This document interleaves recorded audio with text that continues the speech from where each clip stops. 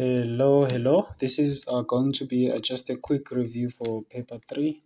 I'm going to look at section A. However, before I start doing that, I want us to quickly look at the structure of paper 3. Paper 3 is very easy and is very predictable. So I'm just going to be guiding you with some tips here. Okay, so if you look at paper 3, it is divided into two sections. You've got section A, which is 50 marks. So basically, in this section, you will have all essay types. Just quickly type that. Yeah. You'll have all essay types. If you remember all the types of essay we did this year and actually last year. So let me see if I can quickly put that here so that everyone is clear about that. Okay, so you're going to have a narrative essay, reflective essay. These are all the essay types we did this year and last year. Descriptive, and then what else? Argumentative. There might be an essay like that, as well as discursive. If there's anything I'm leaving out here, I'm sure you'll remember.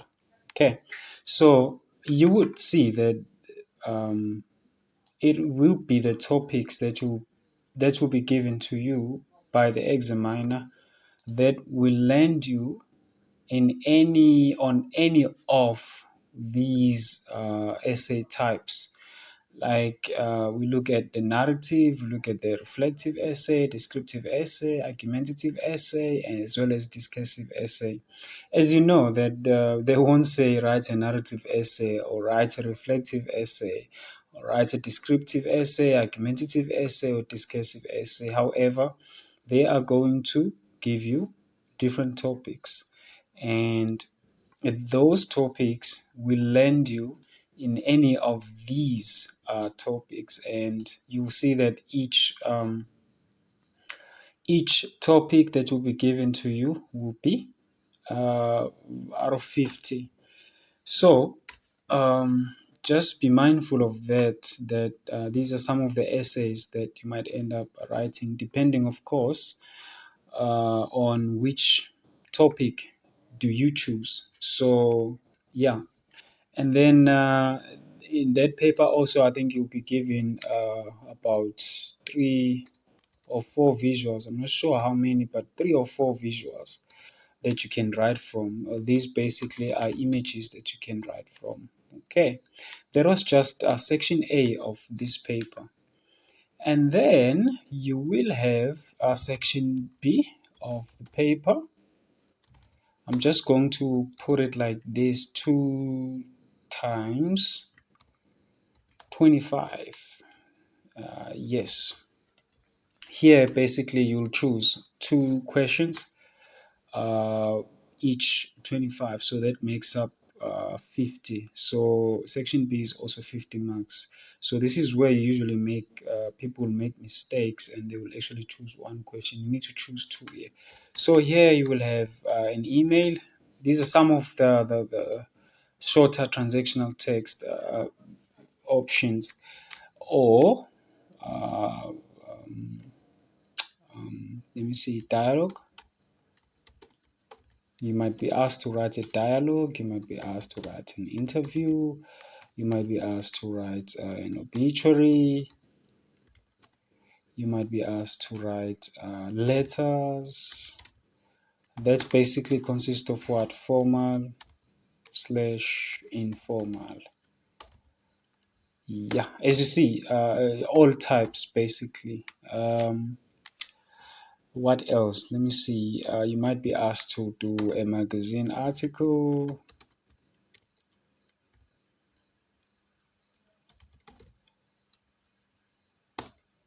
Okay, or a news article. Basically, these are basically all the options you will have to choose from. Not only limited to this, maybe what else they might say, write a speech. Um, as you see that the list is endless. Each of these is what, 25. 25 email, 25 marks, 25 marks. And then maybe let's also talk about the length. The length for grade 12 is 400 to 450 words. Just remember that for the essays. Let me do this. And then for this, okay, let me just put etc here just in case. And then the length here is 180 to 250. Can just verify that. 150 to 200 words. You can verify that for me um, at a later stage. Okay. So basically, this is how your paper will actually look like. So what you are going to do here, you're going to choose one here, one essay topic here, and then here you choose two. Please remember that on this stage. Okay, and then this is the length, and this is the length. So I just wanted to remind you of it. So basically, this is the structure of paper 3. Obviously, you're going to have to read those instructions carefully. Okay, so what I want to do for the sake of this review, let's just call it a review. I want to focus here on section A. Let me just highlight that. I want us to look at the tips and that you can use. Sorry, I meant to highlight this. How do I highlight here? Yes, you see, this is the section I want us to focus on right now. So this is basic. Okay, now next I want us to look at creative writing, your essays. As you see on the screen, I'm going to be using this material and somebody else actually prepared for this. I'm just going to be taking you through this. As you see that most of these tips, they are coming from this website, which is www.writersrelief.com. These are basically tips and techniques that will help you improve your writing. Now, if I were to maybe talk about the section A, which is basically writing creatively, creative writing is basically an art from a form that allows writers to express their thoughts, emotions, and experiences in a unique, imaginative way. Now, like I've already said, that this material comes from writersrelief.com, which is a platform dedicated to helping writers succeed. Now, we are going to be looking at these elements because they basically come into play in this case. We're going to be looking at okay, let me just pause it.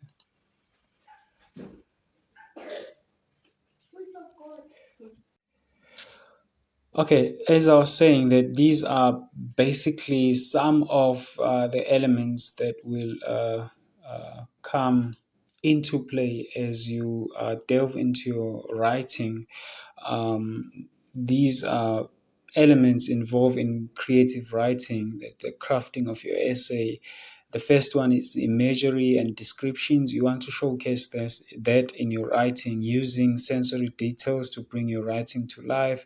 And then the second one will be focusing on character development, crafting believable and relatable characters, plot and structure, as well as language and style. Usually, we don't seem to be thinking much about our characters and the situations that we put them in to actually bring out their true characters. So I want us to be conscious about that as we go through our paper. So I'm going to be suggesting some tips here using these documents that you see on the screen. Okay. Now, writing creatively boils down to showing and not telling, or sometimes you find that it is a combination of both. So maybe let's try and look at the difference between showing and telling. But maybe before I continue, what does that even mean? Now, basically, to show is to present a character trait, plot point, or aspect of setting through thoughts, senses, and actions, metaphors, or another literary device. And then you must not tell the reader that a character is in a certain way, rather, provide clues for the reader to deduce it on his or her own. Rather than saying that Paul was a very good person, provide clues and let the reader come to that conclusion that Paul was a very good person. Now, there's a difference between showing images and telling fact. Now, this is one of the examples. As you see here, this is an example. Says her son chased the frightened dog around the kitchen table, trying to pull its tail before hurling a fistful of spaghetti and red sauce at the wall. So, if I were to ask you maybe a question, how would you describe her son? So, I think you'll probably say her son was wild and badly behaved. But you see the differences here? The first one, if you look at the difference between these two, you see that the first one is more interesting rather than the second one. With the first example, the reader can actually deduce as to what kind of a person or what kind of a child the son is, rather than in the second one, which is telling your reader that a son was widely behaved. Now, if you look at the second one here, it says of showing, it says, we had to crane our necks to see the tops of the skyscrapers, which seemed to reach up through the clouds. So, what does this mean? It basically means they saw a lot of tall buildings. You see, if you compare these two, you see that these are two different. These are actually different ways of writing.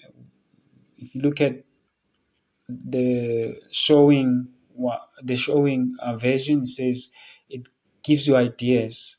It describes the actions that these people had to do versus the second one.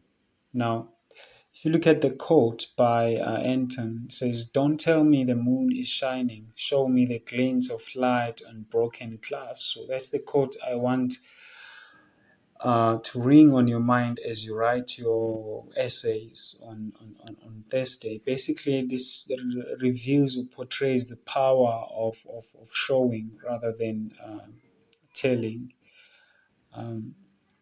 Now, let's move on. Now, again, you look at the first one. The house was run down and dirty, or you can simply provide clues, let the character see that the house was run down and dirty. As you see with the second example of showing, the flowers in the front garden were long dead. The grass was knee high and paint was flaking from the window frames. As Sarah pushed open the front door, a rotten smell hit her. There were patches of damp mold creeping up the walls. The floorboards were uneven and creaking. So, do you see the difference there? They just sort of, with the showing example, it started with the flowers in the front garden. The flowers are meant to beautify the place. So rather than saying that the place was run down, you pick these elements and you draw a picture in the reader's mind and you let them actually see how run down and dirty the house was, starting with the flowers in the front garden being long dead, the grass being knee high, and paint flecking from the windows frames. It shows basically how run down the place is. So this is basically how your writing should be. Let me just turn this on. Pointer. Yeah. Yeah. So this is basically how your writing should be. Or it could be the combination of both. If you say the house was run down and dirty, then back it up by what? Evidence. Again, I think that will be a combination of short and long sentences. Okay. Now, again, the key is with the sentence length. Now, this is basically the power of placing your full stops or periods. Now, let's look at the examples here. So this is a quote. It says, "More people fear snakes than full stops, so they recoil when a long sentence comes hissing on the page." Now, there is a time and place for both short and powerful sentences, and for also more complicated and complex sentences. Now, a good piece of writing involves a combination of these sentences. It involves a harmonious arrangement of these sentences, of these elements to create a smooth, natural flow. I'll give you a very bad example here of using short sentences. Now, as you see here, too many short sentences or choppy sentences create a jarring effect for the reader, especially when each sentence has the same construction. These are some of the example. I'm sure you would not write like this. I woke up early. It was cold. I looked at the window. There was snow. Obviously, you see the flow here is messed up. Now, this is an example of using powerful short sentences. So as you see that this is a combination of longer sentences and short sentences. That night, I sat at the kitchen table waiting for the telephone to ring, but it didn't. I was relieved. As you see, there's a combination of long sentences as well as short sentences. Now, readers tend to associate long, convoluted sentences structure with old-fashioned writers, the flowery prose of 19th century poets and novelists. So if you go back and you look at these writings of the 19th century, you will see that most of them use complex or long sentences, even their poems. It says, but complex and lengthy sentences can be very powerful in modern writing. Now, also, we are going to look at how do you combine these, how do you blend these together, as we've seen with the previous example. Now, lengthier sentences are used to investigate an idea more thoroughly, give a vivid description, and develop tension. So that's basically the function of longer sentences for to investigate, to give details, to explain thoroughly, and to give a vivid description, and also to develop tension. This is one of the examples here, as you see. They left me alone and I lay in bed and read the papers a while. The news from the front and the list of dead officers with their decorations, and then reached down and brought up the bottle of Chinchano and held it straight up on my stomach.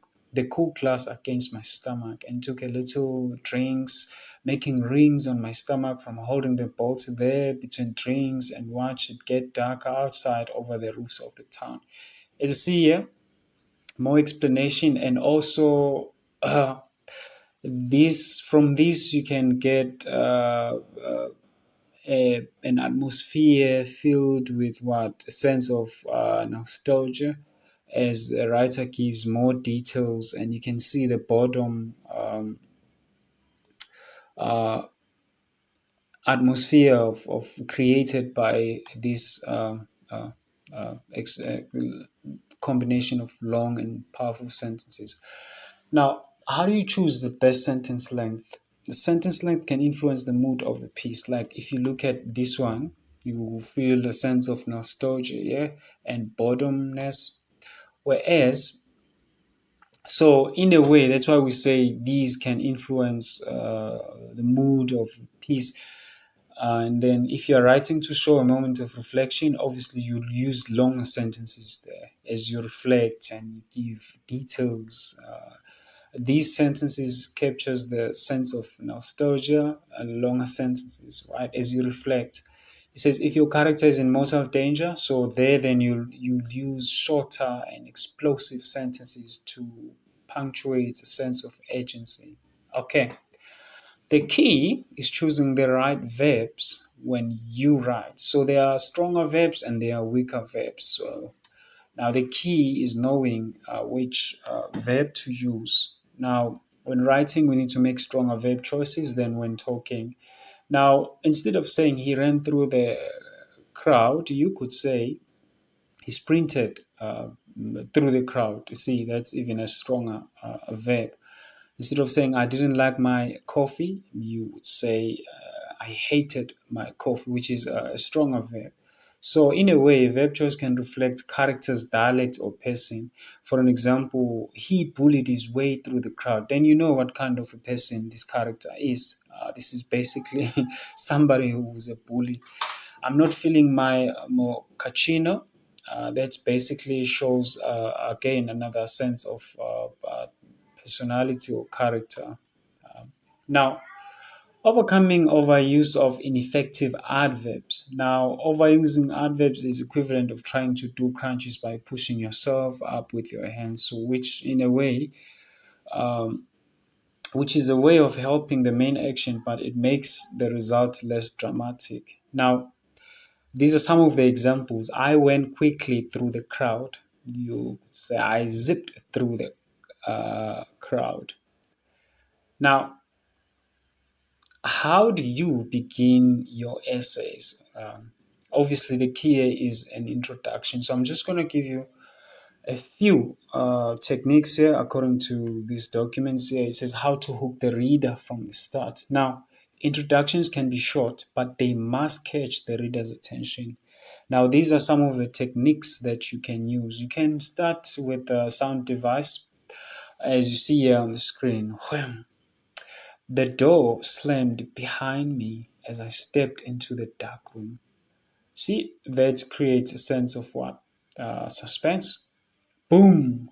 The shot rang out in the dark of the night, but no one could tell where it came from. Now, I'm even more interested because I want to know what happened. Did somebody die? Obviously, I'll have to read the piece. If you start your piece like this, then you would see that this could be one of the ways that you would actually get your readers hooked. Now, how to hook the reader? Let's talk about that. We said you can use a sound device, onomatopoeia, or you can just basically give a startling information. This information must be verifiable and it doesn't need to be totally new to your readers. It could simply be a pertinent fact that explicitly illustrates the point you wish to make. For an example, you could say a cockroach can carry more than 40 different pathogens that can spread to humans. Or you could start with the dialogue, for an example. So, what do you think we should do about the body? He asked. I'm interested. What happened? Did they murder somebody? A single sentence with a strong action. Here's an example here. The door slammed behind me, bringing an end to a horrible day. Or you can start with an anecdote, which is a story that illustrates a point. Be sure your anecdote is short, to the point, and relevant to your topic. Here's an example here. At the supermarket where I work as a cashier during holidays, I classify my customers according to how they relate to me. Okay, I'm interested. And I know these uh, types of customers that you encounter. Okay. Oh, you could start with a question. What am I going to tell my mom? This was the thought going through my mind as I fell into a deep slumber. Or you could start with a thought provoking quote. Depending on the topic of your essay and the resources you have available, it can be very effective to begin with a memorable quote. Okay. Or you can give a vivid descriptions. The house felt warm and smelt of uh, wood smoke, pine, and cinnamon from my dad's delicious baked apples. Christmas music played softly, complementing the crackle of the fire in the fireplace. I ran down the stairs, full of excitement, only to be disappointed. Or you can start with comparisons. Using comparison is a good way to make complicated concepts seem simpler and more easily understood. This is an example. For an example, you can say eating a healthy diet is a lot like building a house. So you're comparing those two elements. Most nutritionists recommend starting with a good, steady foundation of fruits and vegetables. So you related those two facts, né? Building a house and your foundation, a link. So, in fact, fruits and veggies should take up at least half of every meal. Again, this will depend on what your topic is saying. Okay, now let's look at Vonnegut's rules of writing. Again, this is adapted from Mr. Sal's Teaches English lesson. One, use the time of a total stranger in such a way that he or she will not feel the time was wasted. When give the reader at least one character he or she can root for. It's more like when you're watching a movie, right? Either way you're gonna choose sides. You're always gonna side with a character there. Every character should want something, even if it is only a glass of water. So now these are the steps that you may want to follow as you plot your essay. Every sentence must do one or two things. One, it could reveal the character or advance the action. Start as close to the end as possible. In a way, you're giving your readers a taste and you're keeping them glued to the piece. Have an element of cruelty. No matter how sweet and innocent your leading characters, make awful things happen to them in order that the readers may see what they are made of. I think they say readers want to work for their meal. So either way, how are you going to do this? You remember the first slide was showing and versus telling, and then also I said you can use a combination of showing and telling. But you don't want to just tell your readers. You want to put your characters through these cruel circumstances or horrible things must happen to them. And we want to see, your readers want to see how these characters are going to respond to these situations. And then write to please just one person. Okay. And then give your readers as much information as possible. Remember, you've got 3 hours basically to come up with a story and to finish your paper. Okay. Now, these are some of the examples of your writing combination of showing and telling, longer sentences and shorter sentences. I'm just going to read one, and these they try to follow these rules, the Vonnegut's rules of writing. For an example, at the window, Lisa sat cradling her new guitar. She was 8 years old and going to Durban to join her father at last. He had given her this red guitar as a present and as a promise that he would teach her to play like an angel. Her eyes turned to the window, registering the silent disaster as the birds met the engine on her left-hand side. Something was wrong with this picture, and she thought she heard the guitar begin to play. Okay, I think I'll stop here just to not make this video long, but that's basically covered how you should write your essays as you choose